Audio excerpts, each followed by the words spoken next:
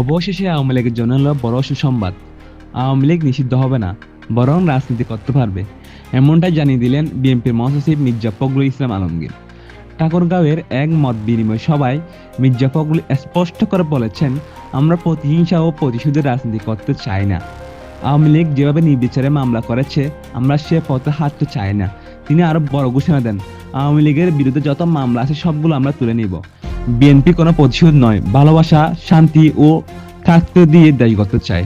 তিনি বলেন, দেশনেত্রী বেগম খালেদা জিয়া 5 আগস্টের পরই বলেছিলেন, আমরা প্রতিশোধ চাই না, চাই শান্তি ও উন্নত বাংলাদেশ।